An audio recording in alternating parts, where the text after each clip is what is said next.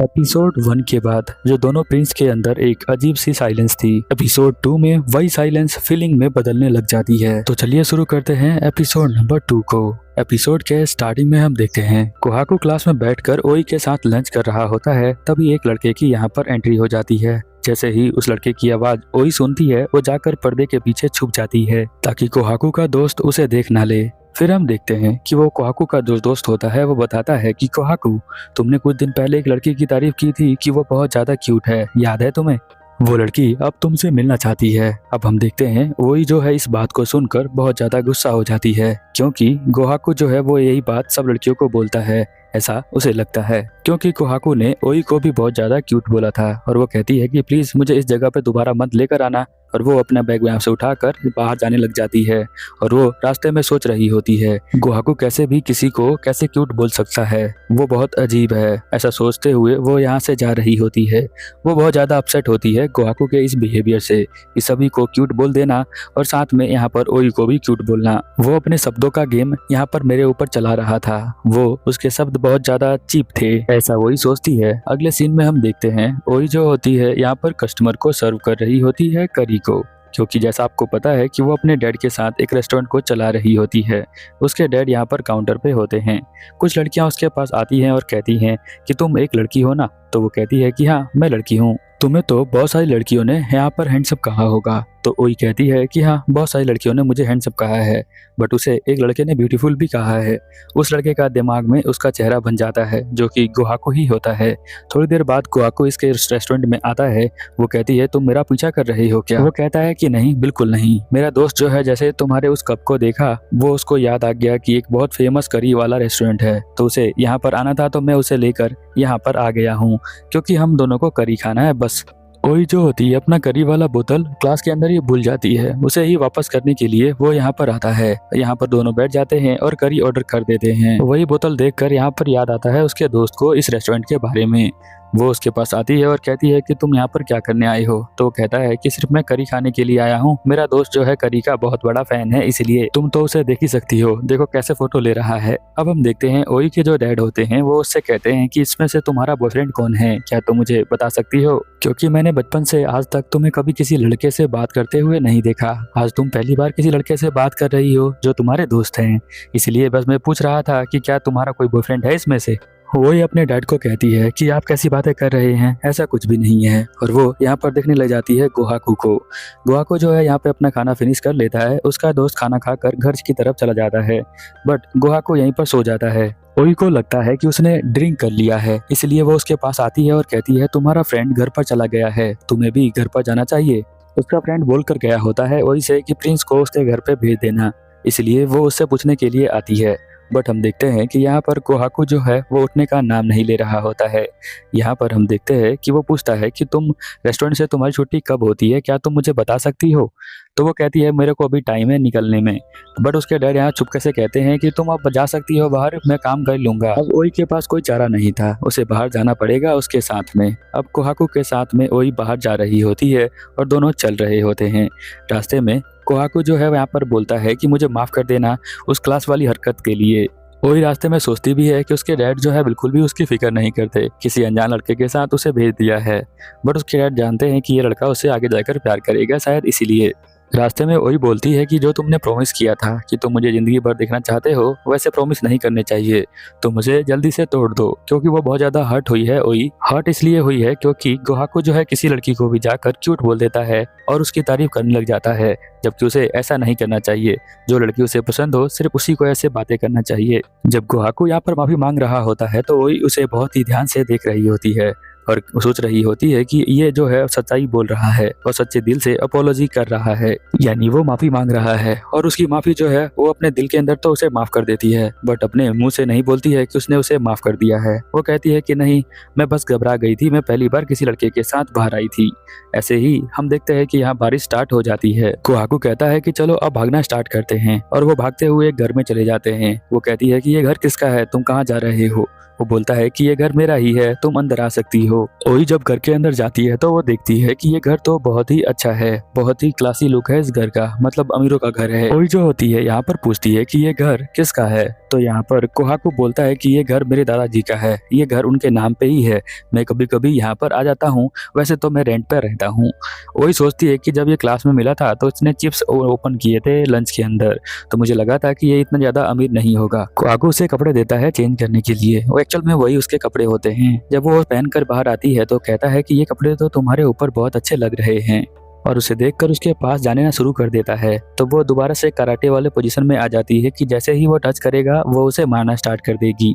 वो कहता है कि अरे मैं तुम्हें टच थोड़ी करने वाला हूँ, तो तुम टेंशन मत लो, तुम मेरे ऊपर भरोसा कर सकती हो। कोई फिर बैठ जाती है और सोचती है कि ये एक प्रिंस बोला जाता है इसे क्लास के अंदर, इसका मतलब कि ये अमीर है इसलिए लोग इसे प्रिंस बोलते हैं। तो वो पूछती है कि तुम अमीर हो इसीलिए तुम्हें प्रिंस बोलते हैं ना स्कूल के अंदर? तो वो कहता है कि हाँ इसीलिए बोलते हैं। बट इस बात से जरा भी कोहाकू खुश नहीं होता है, क्योंकि जब भी कोई उसका दोस्त बनेगा या जब भी कोई लड़की उससे प्यार करेगी तो सिर्फ उसे लगेगा कि पैसों के लिए ही उससे प्यार करती है। और कोहाकू को ऐसे दोस्त चाहिए जो उससे दोस्ती करे, ना कि उसके पैसों से, और ऐसी गर्लफ्रेंड चाहिए जो उससे प्यार करे, ना कि उसके पैसों से। तो अगर आप गरीब हैं तो आपको अलग प्रॉब्लम आती है, अगर आप अमीर हैं तो आपको अलग प्रॉब्लम आती है। तो नीचे कमेंट में बताइए अगर आप अमीर होते तो आपको किस तरह की और प्रॉब्लम आ सकती थी, या फिर कोहाकू ने जो बोला क्या वो सही बात है। यहाँ पर हम देखते हैं कि ओई झुक कर माफी मांगती है और कहती है कि जो मैंने पहले बोला था उसके लिए मुझे माफ कर दो। वो कहता है तुम्हें इस तरह से माफी मांगने की कोई जरूरत नहीं है, जो तुमने कहा था तुमने अपने दिल की बात कही थी और कोई भी उस बात पर गुस्सा हो सकता था, इसलिए तुम अपना सर ऊपर उठा लो और तुम्हें माफी मांगने की कोई जरूरत नहीं है। ओई यहाँ पर कहती है कि एक्चुअली में मुझसे किसी लड़के ने कभी बात नहीं की है और ना मैंने कभी किसी लड़के से बात की है, सभी लड़कियों ने मुझसे बात की है, इसलिए मैं घबरा गई थी और मैं कुछ भी बोल रही थी, इसलिए मैं तुमसे माफी मांगती हूँ। वो उसके करीब जाता है और कहता है ऐसी बात है क्या? तभी उसके डैड का फोन आ जाता है। अब कोहाकू जो होता है यहाँ पर ओई को छोड़ने के लिए चला जाता है बाहर, और उसको छोड़ने के लिए वो जा रहा होता है। रास्ते में कोहाकू बताता है कि उसका जो घर है वो ग्रैंडफादर के नाम पर है और मैं तो रेंट पर रहता हूँ, ताकि किसी को पता ना चले कि मैं जो हूँ बहुत अमीर हूँ। ओई कहती है कि अगर तुम इस तरह की चीजें मुझे बताते हो तो तुम्हें दिक्कत नहीं होगी, ये तो एक सीक्रेट है। कोहाकू कहता है कि कोई बात नहीं, अगर तुम मुझे मार दो तो भी मेरा कोई गम नहीं है, कि अगर मैं मरते वक्त एक सुंदर चेहरा देखूंगा तो मुझे अच्छा लगेगा। थोड़ी देर बाद हम देखते हैं कि वो एक मॉल के बाहर आके रुक जाते हैं और यहाँ पर कोहाकू कहता है कि अब मैं इस मॉल के अंदर जा रहा हूँ और तुम यहाँ से घर अपने जा सकती हो। वो कहती है ठीक है सेनपाई, आप अपना ध्यान रखना। वो यहाँ पर कहता है कि मैं कोई सेनपाई नहीं हूँ, तुम मुझे कोहाकू कह के बुला सकती हो, ये मेरा नाम है। कोई यहाँ पर उसे कुछ देर तक देखती रह जाती है जब वो अपना नाम बोल रहा होता है। फिर वो कहती है कि ठीक है मैं जा रही हूँ। फिर वो यहाँ से चलना स्टार्ट कर देती है। रास्ते में जब वो जा रही होती है तो अपने मन के अंदर सोचती है कि उसका नाम बहुत ही अच्छा है, और उसके दिमाग में बार बार उसका नाम गूंज रहा होता है, कोहाकू कोहाकू। वो सोच रही होती है कि जब उसने मेरे हाथों के फिंगर को टच किया था तो मैं बिल्कुल फ्रीज हो गई थी, मेरा हिलना डुलना रुक गया था। अगली सुबह हमें स्कूल का सीन दिखाया जाता है जहाँ पर उसकी दोस्त आती हैं और कहती हैं कि तुम जो हो प्रिंस के साथ हैंग आउट कर रही हो, तो क्या तुम हमें बता सकती हो कि तुम उसके साथ कहाँ कहाँ घूमने के लिए गई थी और वो तुम्हें कहाँ कहाँ घुमाने के लिए ले गया था। वो कहती है कि ऐसी कोई बात नहीं है, मैं उसके साथ हैंग आउट नहीं कर रही हूँ, हमने बस एक लंच किया था, उसके बाद मैं यहाँ पर आ गई। लड़कियां जो होती हैं वो सोचती हैं कि जो प्रिंस है ना उसे बॉयज पसंद है, इसीलिए उसने तुम्हें पसंद किया है और तुम्हारे साथ घूमना चाहता है। ये लड़कियां अभी भी मानती है कि उसकी जो दोस्त है वो एक लड़का है, बट वो लड़का नहीं है, एक लड़की है। इनकी दोस्त को पता है, फिर भी वो उसको बोलती है बार बार। इसी बात से यहाँ पर वही बहुत ज्यादा परेशान हो जाती है, कहती है कि ये लोग कभी सुधरेंगे नहीं, ये बार बार वैसी ही बातें करते हैं जिससे मैं परेशान हो जाती हूँ। उसकी दोस्त उसे बताती हैं कि तुम्हें जो है भरोसा रखना चाहिए अपने आप पर, वो तुम्हें एक ना एक दिन जरूर पसंद करेगा। वो सोचती है कि किस बात का भरोसा रखूं मैं, और ये भरोसा होता है क्या, हम तो बस उम्मीद कर सकते हैं वो चीज होगी या नहीं होगी, इन दोनों को लव होगा या नहीं होगा, इसका पता तो टाइम के साथ तो चल ही जाएगा ना। दो लड़कियां और यहाँ पर आती हैं जो यहाँ प्रिंस से बात करने के लिए आई होती हैं, जो कि कोहाकू होता है उससे बात करने के लिए। वो उसे बोलती हैं कि तुम जो हो मिलना चाहते थे ना मुझसे, तुम मिलने के लिए आए ही नहीं, मैं तुमसे मिलने खुद ही आ गई। वो कहता है कि नहीं मुझे तुमसे नहीं मिलना है। तो वो बोलती हैं कि तुम्हें उस लड़की से मिलना है जो फर्स्ट ईयर की है, जो कि एक लड़के की तरह दिखती है, वो बिल्कुल भी क्यूट नहीं है, वो तो बिल्कुल एक आदमी की तरह लगती है। तो अब यहाँ पर कोहाकू जो है गुस्सा हो जाता है और कहता है कि तुम दोनों को ऐसी बातें नहीं बोलना चाहिए, वैसे तुम दोनों बिल्कुल भी क्यूट नहीं हो, मुझसे ही गलती हुई थी तुम्हें जज करने में। उसका दोस्त बोलता है कि तुम तो बड़े ही खुसड़ हो गए हो, तो किसी लड़कियों से बात करना नहीं आ रहा है तुम्हें। वो कहता है कि मुझे उनसे बात करनी ही नहीं है, तो मैं उनसे बात करूँ क्यों। साथ में उसके दोस्त बताते हैं कि तुम उस लड़के के साथ क्यों घूमना चाहते हो, क्यों टाइम स्पेंड कर रहे हो, वो तो लड़के की तरह दिखती है। तो वो कहता है तुम लोग पागल हो, तुम्हें नहीं लगता कि वो लड़के की तरह दिखती है और बहुत ज़्यादा ब्यूटीफुल लगती है, तो क्या कोई उसे के बारे में जानना नहीं चाहेगा कि वो कितनी सुंदर है, क्या वाकई में सुंदर है, या फिर वो किस तरह से बिहेव करती है, ये सब बातें। उसके दोस्त कहते हैं कि नहीं, हमें कोई जानने का कोई भी शौक नहीं है। वो कहता है ठीक है, मैं यहाँ से जा रहा हूँ, अगली क्लास में स्किप करता हूँ। कोहाकू की फीलिंग्स को कोई लड़का समझ नहीं पा रहा होता है। कोहाकू जो है यहाँ पर सोच रहा होता है कि जो लड़की एक लड़के के रूप में इतना सुंदर लगती है, तो वो लड़की के रूप में कितना सुंदर लगेगी और कितनी अच्छी आंखें हैं उसकी, और उसके बारे में ही सोच सोच कर चल रहा होता है। साथ में वो प्योरिटी की बात भी करता है, जिसका मतलब होता है कि उसका कोई भी पास्ट में बॉयफ्रेंड नहीं है और किसी ने उसे टच नहीं किया होगा, एटलीस्ट किसी लड़के ने उसे टच नहीं किया होगा, क्योंकि सभी उसे लड़का समझते हैं इसीलिए। इधर हम देखते हैं कि वही जब अपने फ्रेंड के साथ जा रही होती है तो कहती है कि मुझे थोड़ा अजीब सा फील हो रहा है, तो मैं दवाई लेकर आती हूँ। वो नर्स ऑफिस में जाती है और वहाँ पर गेट खोलती है तो देखती है कि यहाँ पर कोहाकू पहले से ही बैठा होता है, तो वो गेट को बंद करना स्टार्ट कर देती है। वो कहती है कि मैं तो नहीं जाऊँगी अंदर, इसे बंद कर देती हूँ।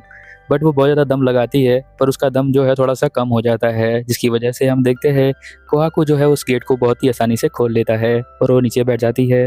वो उससे पूछता है कि क्या हो गया, तुम्हारी तबीयत खराब है क्या। आपको याद होगा कि पिछली रात को ये दोनों बारिश में भीगे थे, जिसकी वजह से इन्हें थोड़ी सी फीवर आ रही है, इसीलिए वो नीचे गिर गई। वो कहता है कि चलो जाके तुम जो हो लेट जाओ, तुम्हारा फीवर जल्दी ठीक हो जाएगा, तुम्हें ठंड लग गई होगी कल रात की वजह से। वही कहती है कि तुम मेरे बारे में इतना चिंता मत करो, मुझे पता है कि तुम मेरा चिंता क्यों कर रहे हो, तो मुझसे दूर हो जाओ। और वो कहता है कि नहीं, मैं तुम्हारा सच में चिंता कर रहा हूँ, तो तुम जाके वहाँ पर लेट जाओ। तो वो जाती है और बेड पर लेट जाती है ब्लैंकेट ओढ़कर। फिर हम देखते हैं कि वो उसके पास आता है और कहता है ये लगता है कि तुम्हें जो है ज़्यादा ही ठंड लग रही है, तो मैं अपनी बॉडी की हीट तुम्हें दे देता हूँ, तुम मेरे पास आ जाओ। जनरली ये होता है कि मेल बॉडी के अंदर बहुत सारे मसल्स होते हैं, मसल्स की वजह से उनकी बॉडी के अंदर नेचुरली हीट निकलती है और उस हीट का फायदा जो है उसकी फीमेल पार्टनर उठाती है। तो अगर आपके पास मसल नहीं है तो मसल बना लो। वही तो उसके पास नहीं आती है, तो वो कहता है कि ठीक है, तुम मेरे पास नहीं आ रही हो तो मैं ही तुम्हारे पास आ जाता हूँ, थोड़ा सा क्लोज हो जाएंगे तो तुम जल्दी ठीक हो जाओगी। वो उसे मना करती है बट वो मानता ही नहीं है, वो उसे पकड़ लेता है। तो वो निकल नहीं पाती है, सोच रही होती है कि इसकी स्ट्रेंथ अभी ज़्यादा है, अगर मैं ठीक हो जाऊंगी तब इसे बताऊंगी। वो कहता है कि अब प्यार से सो जाओ। वो लोरी गाना स्टार्ट कर देता है। वो कहती है कि हाँ, जब मैं ठीक हो जाऊंगी तब मैं तुम्हें बताऊंगी।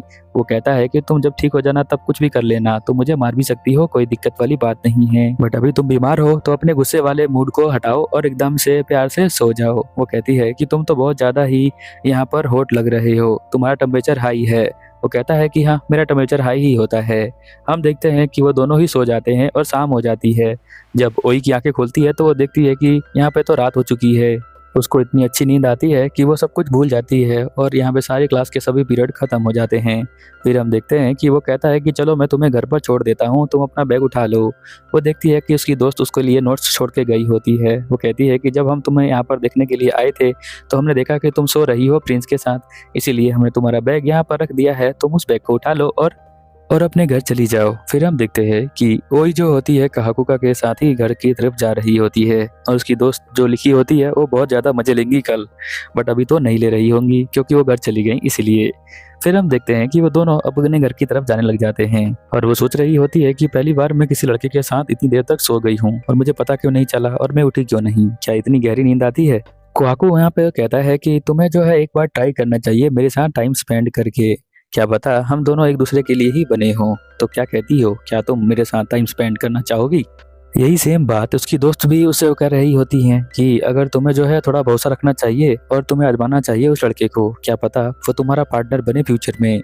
तो वो यही बात सुनती है कोहाकू के मुंह से, तो वो सोचती है कि मैं क्या करूं। वो कहता है कि एक बार तुम ट्राई करके देख सकती हो, अगर हमारी अच्छी बनती है तो हम कंटिन्यू करेंगे, नहीं तो छोड़ देंगे, बस तुम मेरे साथ बाहर जाना स्टार्ट करो। तो यहाँ पर वही कहती है कि ठीक है, हम दोनों जो है बाहर जाने का ट्राई करेंगे।